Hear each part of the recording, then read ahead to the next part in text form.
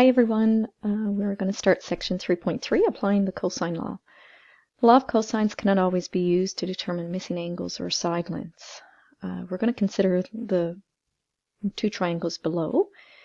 If we start to apply the law of sines with this first triangle, we would take side A, the one opposite angle A, which in this case is 7, over the sine of its angle A. We do not know that measure. And then we have B, side B, we do not know, over its corresponding angle, the sine of 20 degrees, equals side C, which is 4, over sine of the angle C, which we do not know. If we take a look at this law of sines here, in order to solve with law of sines, we need at least two of those equations where there is only one unknown. If we pick these two ratios, for example, there's not enough information. We don't know angle A and side B. If we choose the next two ratios, again, there's not enough information. So we are unable to find the missing measures of any side or angle using the law of sines in this particular triangle. Please note that in this triangle, the information we do have is we have a side that we represented as S, we have an angle, and we have a side. So in this particular case, when we have a triangle SAS, the law of sines we are unable to use to find the unknown lengths. Secondly, if we try, the same thing with this triangle and start to apply law of sines, 7 over sine A,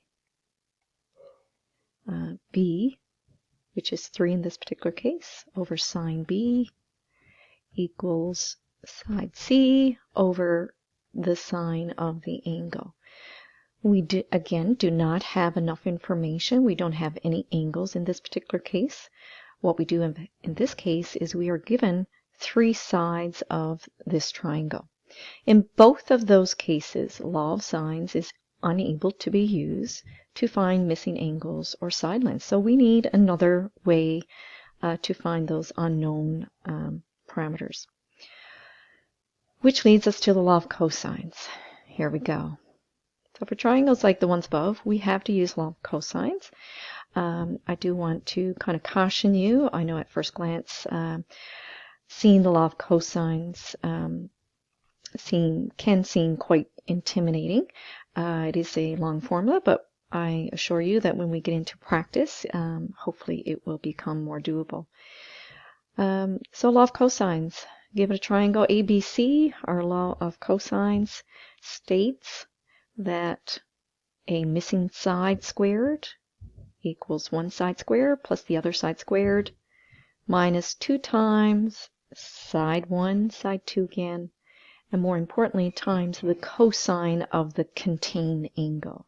So I want to talk a little bit about this contained angle. What that means is the angle contained between the two sides that are known.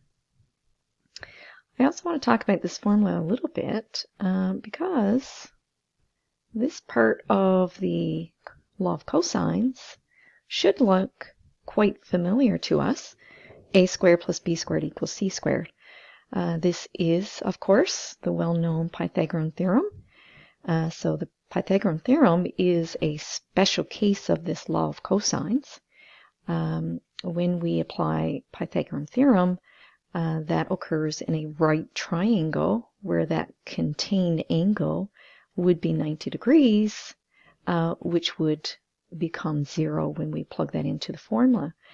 That's just a little side note, but right now we are focusing on the law of cosines. You can remember the formula. The formula will be given. We will be applying the formula, obviously.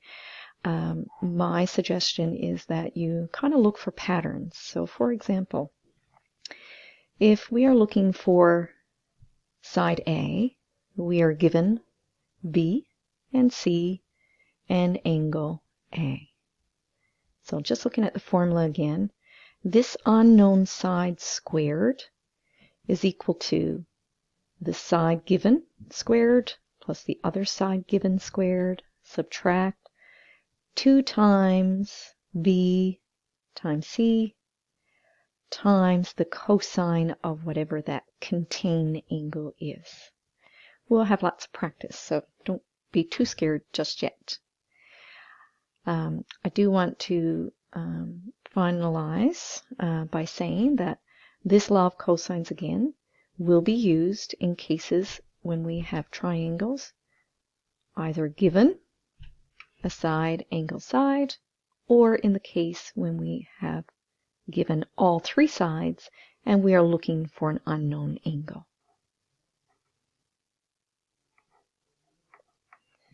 Law of cosines.